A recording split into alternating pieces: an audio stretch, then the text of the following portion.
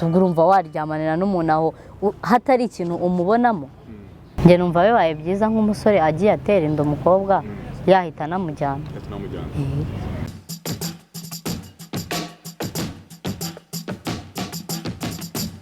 Hello people, nizere ko mumeze neza cyane mudukurikirana muri mu bice bitandukanye hirya no hino ku isi. Turatongera kubasuza no kubaha ikaze mu biganiro bya Yawe TV. Wakoze cyane kudukurikirana no kubana natwe umunsi ku munsi aho uherereye hatandukanye. Dukurikirana ari mu gitondo, ku manywa cyangwa se no ku mugoroba bitewe n'igihugu uherereyemo. Tuguha ikaze kandi twibutse ko ugomba gusura website ya yawetv.com kugira ngo ubashe gusobanukirwa no kumenya IC ibayerekeza kimwe cya mbere n'amakuru. Turi kumwe n'umwari mwiza cyane tujye kuba twiganira kuri kamera za Yawe TV. Tubaha ikaze kuri Yawe TV. Meze neza? Yego meze neza. Ntabwo ubona ukuntu ikirere se kimeze? Abantu wakonje byatagerageza usa nawe ugira amakara k'ubushyuhe. Ushobora tubanza nk'akazi cyo kugira ngo tujye muri mudu washyushya. Ikintu cyo bitwaye? Ntacyo byaba bitwaye. Okay, tuguha ikaze kuri Yawe TV. Amazina yanjye ni Twanyuze Belize. Belize. Yego. Amakuru Miss Belize. Ni meza. Belize ni umuntu cy'umugambo make. Sogosha. Belize nyine ni umuntu usanzwe, umukobwa witonda, ushima Imana n'abantu bakeya. Mwiza. Ibyo ntabwo mbivuze. Ntabwo ibyo bijyamo. Oya. Ese iyo umuntu avuze ngo ni mwiza aba yiyemeye cyangwa avuze ibiri? Sha biterwa n'ukuntu abantu bose babyumva. Niba umuntu avuze ko ari mwiza, ni mwiza nyine nawe se wowe urabihakana uri nkande wo kubihakana. Okay, iyo style wambaye ni imbeho cyangwa n'ubundi niko wari wabitekereje? Sha oya, ntabwo ari ibipira. Ako ni n'iy'imbeho. Nese we ntabwo ubona ko ari imbeho? Ariko hari n'ukuntu nyine umuntu yambara iyo style gutyo bisanzwe tu. Shasi ubwo njye nayambaye kubera imbeho naba mbeshye. Ako gafika kitwa ngo ki yikuramo ingofero tukareba. Bakita coupe. Coupe. Ni keza koko. Kugira ngo ni nk'ingofero iriho. Nako bashinwa. Nako bashinwa. Bashinwa bakunda.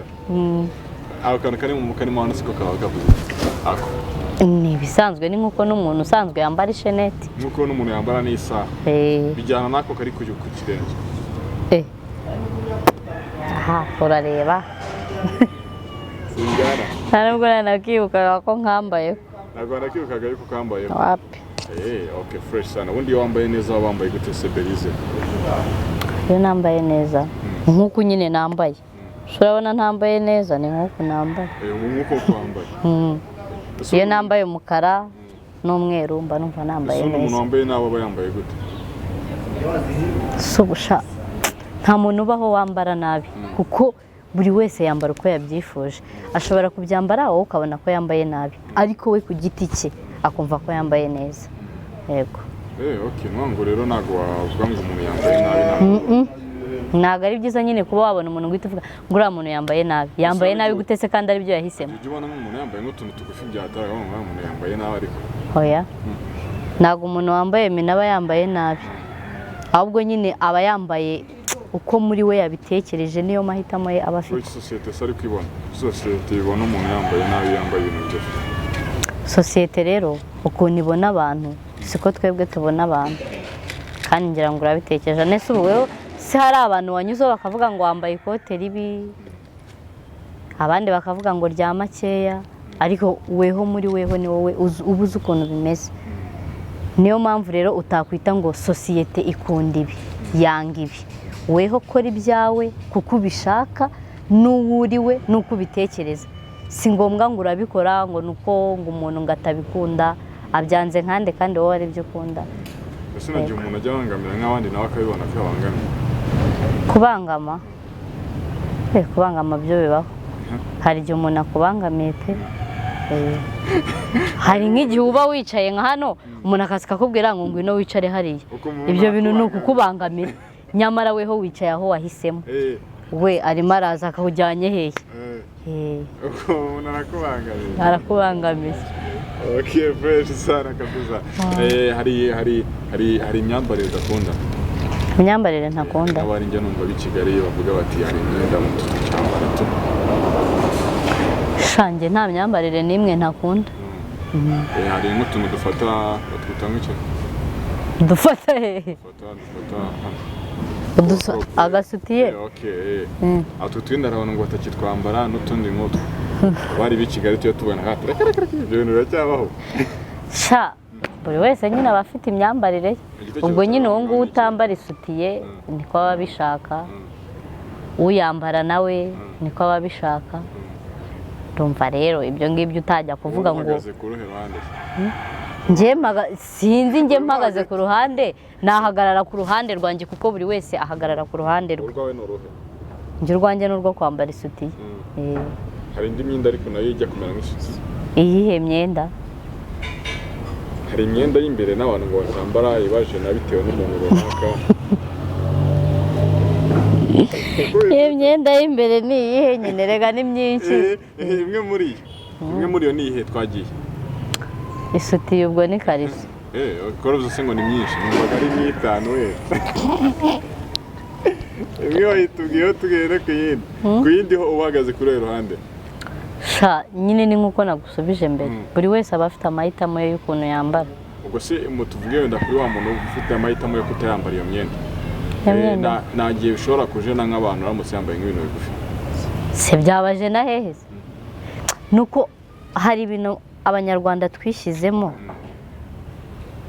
ngo tunabyishyiramo cyane ngo umuntu ngo nimba ngo yambaye mini ngo arimo aragukurura ese uwambaye ipantaro we ntabwo yagukurura ntabwo byaba ari kimwe wese ubona byaba ari kimwe byaba ari kimwe wambaye mini n'uwambaye ipantaro bagukurura kimwe cyane rwose bitewe n'ukuntu weho wahisemo none se abazungu ko baza mu Rwanda bakambara udukabutura tugeze hano uriya muzungu aragukurura niyo mico yabo ntabwo bamenyereye umunyarwandakazi wambara ubusa none se abantu ba kera hari ubwo bambaraga ni kera ariko kuki wumva n'ubu ngubu bitabaho se mbese bagarura ibintu bya kera none bagarura ibintu bya kutambara ni umuco wahozeho kuko abantu ba kera ntabwo bambaraga n'ubu rero kuba umuntu yakwambara mini ni uko yabihisemo ni uko abikunze kuba umuntu atakwambara ikariso afite impamvu adashaka kuyambara buri wese afite impamvu ye buri wese aba afite impamvu ye bihurira n'umuco se shange numva ntaho bihurira mbese ubwo wa muntu utayambaye ntabwo ari buze kujya ajya mu bantu akijana nawe ubwe akitwarika guhora yicaye neza kandi iyo yambaye nk'uko nicaye urakubona ubwo se umwari kandi iyo abyambaye abizi umwari utambaye uwo mwenda yakwicara nk'uko nicaye yabyicara rwose wowe ni urugero ari wowe wakicara nka gutya nabyicara simbona ari ibintu bisanzwe bumbura teza abagabo ibibazo oya noneho hari abantu bajya bavuga ati se tuvuge uriya muntu wambaye ibyo twita nk'ubusa nubwo nazi ngo kwambara ubusa ni ukwambara gute kwambara ubusa ni ukwambara gute njye numva kwambara ubusa nyine ari uko umuntu nta kintu na kimwe aba yambaye nibwo umuntu aba yambaye ubusa naho mu gihe hari ibice bye utabona uwo muntu arambaye pe keretse hari ibyo uri kubona naho niba ubona ukuguru ukabona itako ni ibintu bisanzwe arambara arambaye nese umuntu wambaye ubusa ni wa wundi uba uri muri dushe ari gukaraba uriya aba yambaye ubusa imvugo rero yo kwambara ubusa we ntabwo yemera ntabwo nyemera twari turi kuri ako kantu kubera wowe nubwo wenda utayemera tuvugeho gatoya kugira ngo hari igihe wenda tuvuge uriya muntu wafatwe ku ngufu gufatwa ku ngufu ariko byaremera ko bibaho gufatwa ku ngufu rero simbizi tuvuge uko nk'uko ungana wowe gusa ntabwo umuntu agufata ku ngufu mutagiranye ibiganiro ntabwo weho waturuka hariya ngo uhite uza uhita umfata uko biri kose hari ibiganiro twabanje kugirana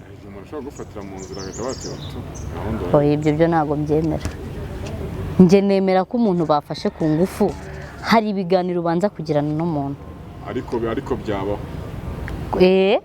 byabaho kuko umuntu yagufata ku ngufu pe nk'uko ungana bamfata mfasha umusore ntabwo ari benshi yamfata avuga ati ari umwe kuri umwe ngiye rwose ntibyavamo oya umuntu yagufata ku ngufu birumvikana ariko agufata ku ngufu uko biri kose hari ibintu byinshi mwabanje kuganira wenda sinzi ukuntu abantu bumva ijambo ku ngufu njye numva ko umuntu ugufashe ku ngufu ari umuntu ugukoresha ibintu udashaka ariko uriya muntu ugukoresha ibintu udashaka hari ikiganiro byibure gitoya muba mwabanje kugira nawe ko ntago muhura ngo pa ahita agufata uko biri kose murabanza mukaganira.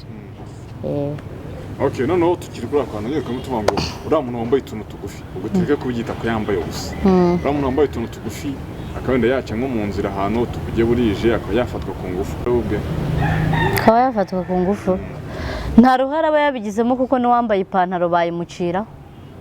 Ariko ntabwo byaba byoroshye kimwe kunya kujya kugucira ipantaro no kuzamura akaje. None se reka nkubwire kuzamura no kumanura byose si bingana kuko umuntu ashobora niba koko ubivuze ngo umuntu agiye kugufata ku ngufu urumva igihe yajya kuzamurira iriya jipo. Urumva icyoroshye ari ikihe? Nta n'igikomeye muri byo ho kuko byose nyine ni ugufata ku ngufu kandi umuntu wagufashe ku ngufu n'ipantaro burya yahita yikata icyo gihe se ahita ayikuramo bimworoheye. Urumva nyine ari gahunda yo kugufata ni ukugufata nyine si ngombwa ngo wambaye miningo cyangwa ngo wambaye birebire hoya. Uvuze ko no gukururwa kw'abagabo ntabwo bivuga ngo umuntu yambaye ipantaro cyangwa yambaye ntabwo ariho biva nuko nyine abantu bavuga ngo umuntu wambaye mininga abakurura abagabo nese nta mukobwa wari wagutambukaho yambaye ipantaro ngo ugire ikintu utekereza mu mutwe wawe. Ntabwo birakubaho niba utambeshye tubyakira. Mbese wowe ukururwa n'abantu bambaye mini gusa ukururwa n'abantu bambaye mini gusa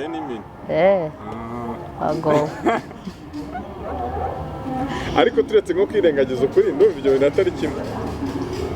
Shange ndumva ari kimwe. Urumva ari kimwe. Ese uriya mugabo tumurenganye cyangwa turenganye uwo nguwo? Turenganye uriya mugabo cyangwa turenganye uwo mugabo wafashe ku ngufu se? Oya uriya mugabo wakuruwe n'umuntu yiboneye mu nzira. Wakuruwe n'umuntu yiboneye mu nzira nese ko ariko abagabo bameze? Abagabo bose se? Oya si bose ariko umuntu wese ubona umuntu ugenda mu muhanda akamukurura hari imyumvire muri we aba afite kandi nta nubwo wayimukuramo. Icyo gihe rero wivuga ngo yabonye uwambaye mini ngo aramukurura n'uwambaye ipantaro buriya aramukurura nuko atabikubwira akakubwira ati kiriya cyanasha. Urumva nyine hari ukuntu aba yamubonye ubwo rero ndumva mini itakabaye ikibazo. Hari icyo biriya bivugaho umuntu warebye Belize akamwifuza ahwanye n'uwo baryamanye ubyumva utewe ni icyaha. Ahubwo ibyaha birangana. Ibintu byo muri Bibiliya byo sinjya mbivugaho. Umuntu urebye Belize akamwifuza ngo yinatekereje ko mwaryamana ahwanye na wa muntu waryamanye na Belize. Niko Bibiliya ivuga se? Niko Bibiliya ivuga. Ubwo nibyo ntago Bibiliya yatubeshya. Bibiliya se ubwo urumva yatubeshya ubwo nibyo ntago yatubeshya ubwo nibyo wabona Bibiliya ivuga ukuri. Majorite cyangwa se imibare minini abakobwa babyaye gusa kubyo usanga nta gitekerezo cyo gushaka umugabo bagifite biterwa n'iki? Ahanini biterwa n'ibintu byamubayeho. Hari igihe umukobwa abyara ntabeho mu buzima bwiza umuntu babyaranye ntamufashe ntagire ikintu amuha icyo gihe umukobwa yishyiramo ko abagabo bose ariko bameze agahita avuga ati se uwo nzashaka we nibihe byiza nzaba ngiye kumushakaho. Hari n'igihe ubyarana n'umuntu wenda akanagufasha pe ariko ntiyifuze kugushyira mu rugo nyine ngo ube umugore kandi waramubyariye kandi ari umusore. Icyo gihe uhita uvuga ati se ubundi niba uwo twabyaranye ari umusore akaba adashaka kunjyana ubundi ubwo ndi mu biki. Niyo mpamvu nyine usanga ahanini abakobwa benshi babyaye bavuga ko batazashaka. Njye mbona ariyo mpamvu. Gusa ntabwo abasore babigenderamo. Abahe basore babigenderamo? Wenda umuntu mwabyaranye wenda tube turetse kuba wenda aragufashije wenda murabyaranye aranakwihakanye cyangwa se yihakanye abana urumva no nyuma ukaza gukundana n'undi muntu sibyo? Icyo gihe ntabwo wabaho kongera gukundana. Umuntu wahemukiwe ku rugero rwo kubyara umuntu akihakana umwana yumva ko n'undi bazakundana ari byo azamukorera. Njye niko ku giti cyanjye mbyumva. Ngo wowe wemera ko niba umuntu aguhemukiye abandi n'undi niko biba bimeze nyine. Ese ubundi ntabwo arenganiramo? Oya ntabwo arengana. Ese bose niko bahemuka? 90%. 90%? Iryo 10 risigaye kujya tavamo muzima biba bigoye. gusa nyine buri wese agira amahitamo nese se hari abantu babyaye bashaka ariko abenshi ntabwo bumvise biba byaratewe nuko ubwo nyine bariya benshi impamvu bibavamo hari ubundi buzima baba barahuye nabwo bakumva nyine ibintu barabihuza nk'amahirwe nk'ibyariye akana ku ruhande gushaka si ngombwa kumva ibyo bintu byaje mu bantu biriya rero nanone ni iyindi myumvire umwana aravuna warabyaye njye mfite umwana umwana avuna gute se umwana aravuna umwana kumurera biravuna ese kubera iki uvugana n'umukobwa ngo umwana aravuna nk'aho ari we umurera gusa impamvu babikubwira ni uko ari we bahorana amasaha menshi wenda weho Patrick ushobora kuba warabyaye sibyo ariko umwana wabyaye wewe ntago mubana abana na mama we ubwo rero urumva mama we niwe nyine niwe uzi imvune nyinshi wowe ushobora gutanga biriya bihumbi 10 ukaryama ugatuza ukavuga ati pu sinabikoze se ariko nyamara biriya bihumbi 10 watanze ni make cyane ku mwana kuko umwana aravuna ese aguha 10 gusa agahita arekera nyine weho n'urugero nguhaye ushobora kuvuga ati natanze 10 birahagije cyangwa watanze 30 birahagije ariko umwana aravuna kimwe no ko ariko n'ukuntu ngo iyo utabana n'umukobwa ari giye kubeshya wowe ati ubundi umwana yarwaye kandi atari byo ibyo byo ntabyo nzi hari ababikora ubwo nyine ababona n'ubundi mu migendekere yo kumufasha utamufasha neza agahitamo kukubeshya none agahitamo nyine kugubyeta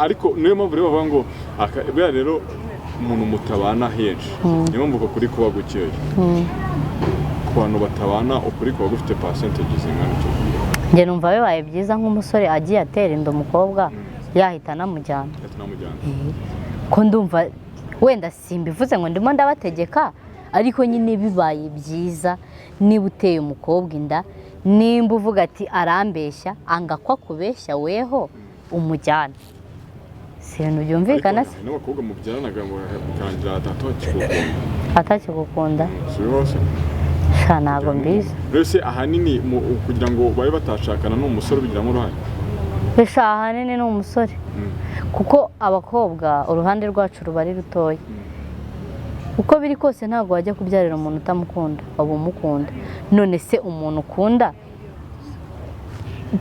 ni gute mutabana kugera kuri etape none yo ngo wakuramo inda ni uko utamukunze niba uvuze ngo ubyare iriya yo rero ntabwo warenganya umuntu ngo ni uko uba udakunda umuntu ahubwo hari igihe uba ukunda umuntu ariko nta bushobozi ubona nta bushobozi bwo kuzarera umwana ukaba wayikuramo ubwo se icyo gihe uba waganiriye n'uwayiguteye kumva ntabwo abyumva hari igihe uganira n'umuntu wayiguteye akavuga ati reka ariko burya ngewe ntabwo ari njye utera inda njyenyine icyo gihe wabigenza gute we hari wewe ugatera umuntu inda yabikubwira ukavuga ati reka sinjye utera inda njyenyine ati se ahubwo ni njye njyenyine twaryamanye icyo gihe uba uri mu ihurizo nta kazi ufite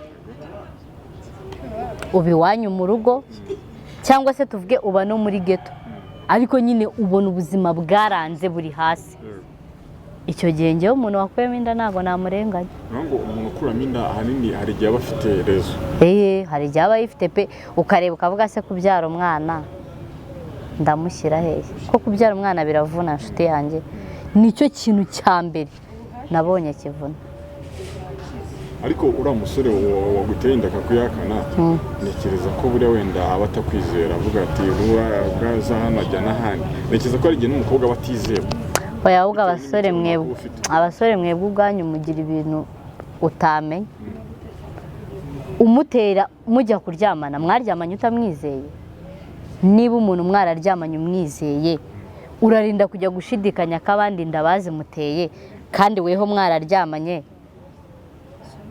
wamufashije ese wowe ntabwo n'abandi mwaryamanye kandi uwo nguwo aba ari we wahisemo ese umuntu mukundana bya nyabyo mubana navuga ko ahanini urugero runini cyangwa se igihe kinini cy'ubuzima nubwo mutarana abana biri ofisho uwo muntu muri intaci musohokana ugusura ukamusura akagutenda akakuyakana mwarimu wanyamutyo cyane rwose bibaho agahindurwa n'iki se shana wamenye ikibahindura gusa iyi minsi ibintu byose byarahindutse nyine nabo barahinduka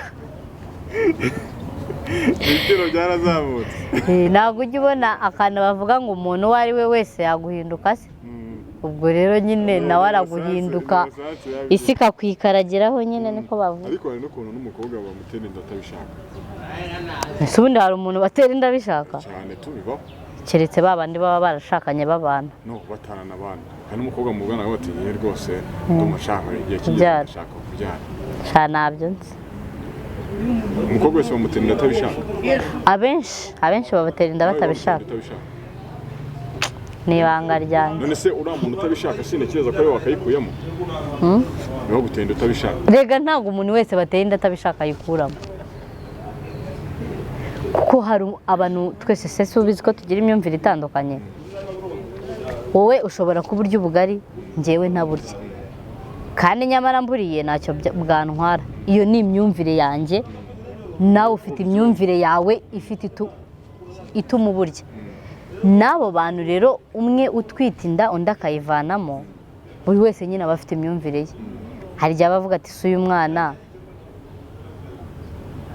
ntabwo nzamuha ubuzima bwiza nk'uko mbyifuza agahitamo kuyikuramo hari na wa wundi uyibyara akavuga ati kanyibyare nyine azabaho uko mbayeho urumva nyine ni imyanzuro abantu bafata itandukanye niba ngo biterwa n'ibindi n'ibyo umuntu yahuriyemo nabyo cyane rwose gusa ubwo ikiriho cyo tubonye nuko hari igihe gukuramo inda ariyo mahitamo aba ahari niyo mahitamo umuntu aba afite ntashobora kuyikuramo bati se ubu nimbyara sinzata sayizi mfite sha sayizi rero bizatuma hari ukuntu sayizi ibyo rero ntabwo wabivugaho ko nasanze nyine guta sayizi ni ibintu ubona bishe kimwe n'uko ushobora kuyita utaranabyaye ukiri inkumi ndetse nta muntu w'inkumi ubona afite nk'inda iragera nka hano kandi nta mwana afite nyine sayizi ni ibintu byikora kuko ingaruka zo kubyara ahanini zigaruka ku wabyaye ku gitsina gabo cyangwa umukobwa mbese igitsina gabo zabagaruka zite ko nta mwana bonsa nta mwana baheka usibye nyine kukubwira ngo umwana yarwaye si ibyo byonyine uba wumva none se ubwo urumva ikibazo nta bise bikurya none se nta ngaruka mwebwe mwagira nta namba pe iyo ngingo tuyivaho gira ubutumwa ugenera wa musore uryamana n'umukobwa yamubwira ati waneyinda akamwihakana wa musore rero umugenera ubutumwa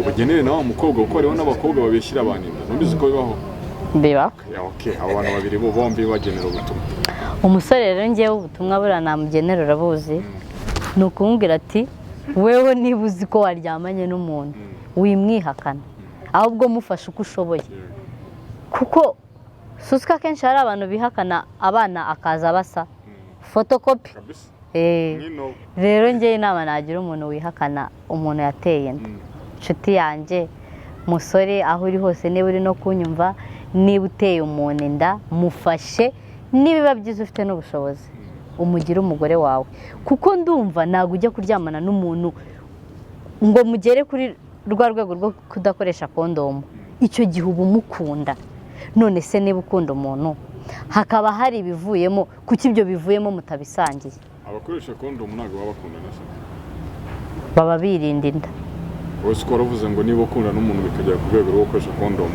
uba umukunda nyine icyo gihe mutayikoresheje uba umukunda uvuga ati uyu muntu anambyariye nta kibazo ubwo rero niba mukoreye aho icyo gihe igihe cyose azakubwira ko inda ari iyawe ni iyawe kuko mwakoreye aho ni iyawe nyine mufashe kandi reka abahungu nabo baba babizi nuko baba birengagiza baba babizi pe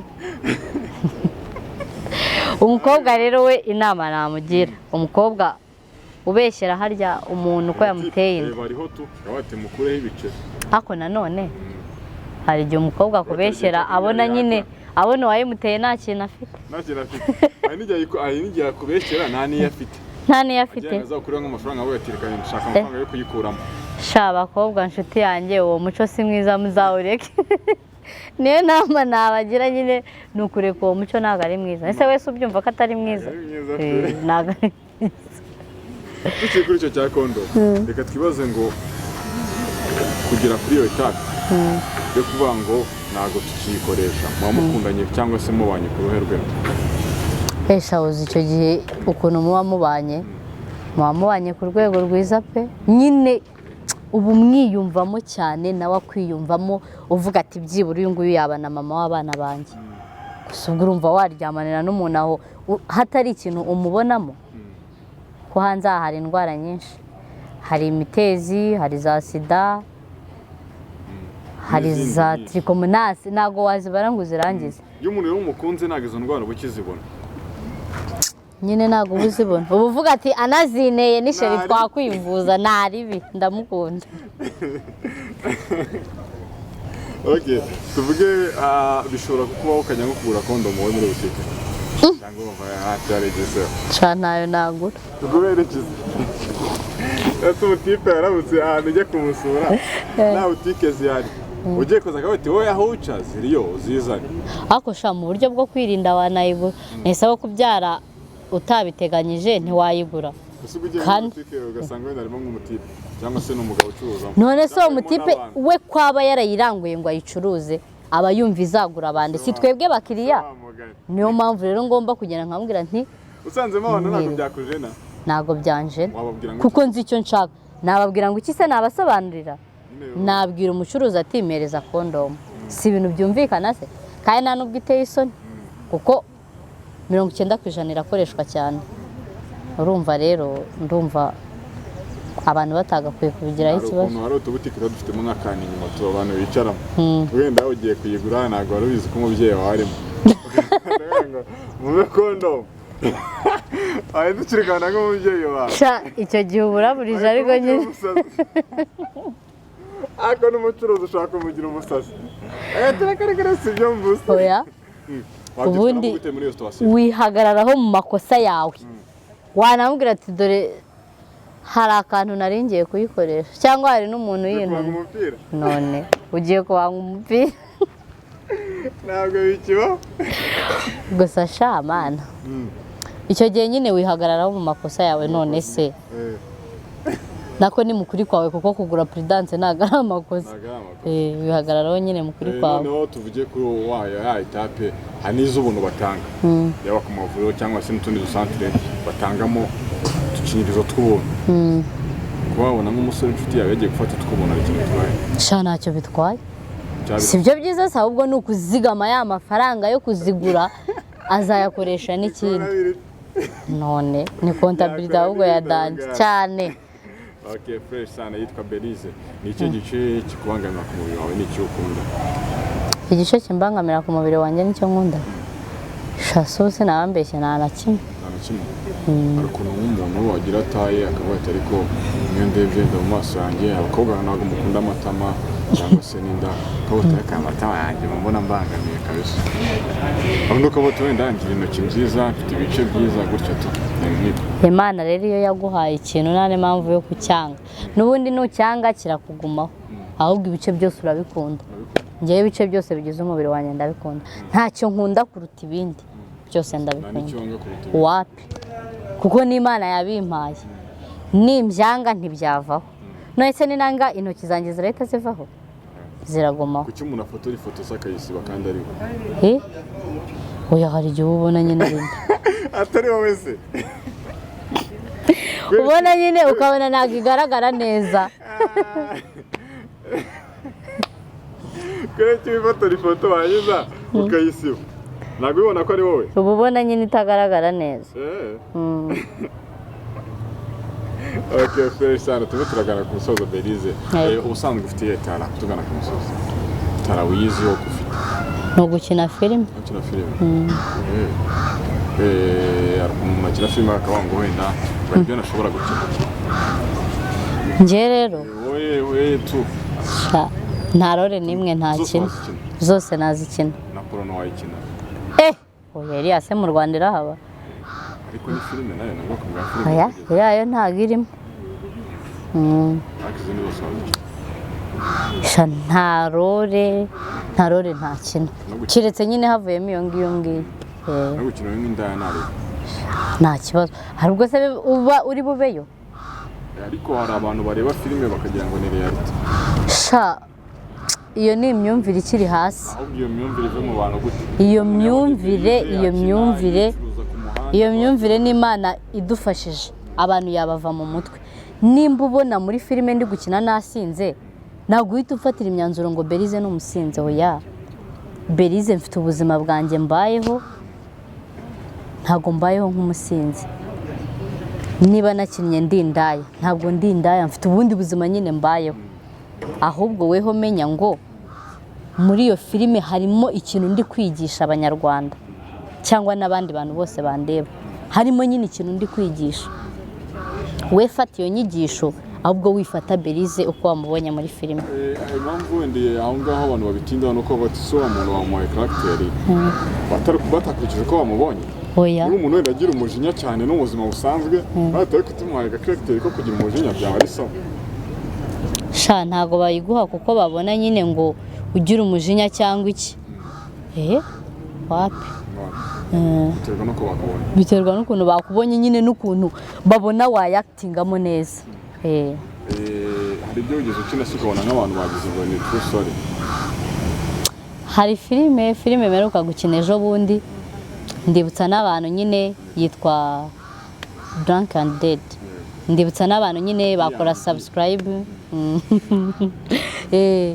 nyine bakakora n'amarayike Drunk and Dead ubwo ni ukumuga birangira upfuye nyine abantu benshi barayirebye barambwira bati wowe uravuga ntabwo unywa inzoga biki n'ibiki abantu mwese mwanshinjije icyaha Imana bababarire iriya ni filime nakinnye ntabwo nari nasinze dukinaho gakeya wasinze oya ubu ngubu ntabwo ndi mu mavuta yabyo ni gute yahita yishakamo ubusinzi ubyishakamo rwose okay fresh and Drunk and Dead bayisanga wayisanga kuri Kigali Stars yes aho bayisanga kuri YouTube channel nyina nitwa Kundwa yes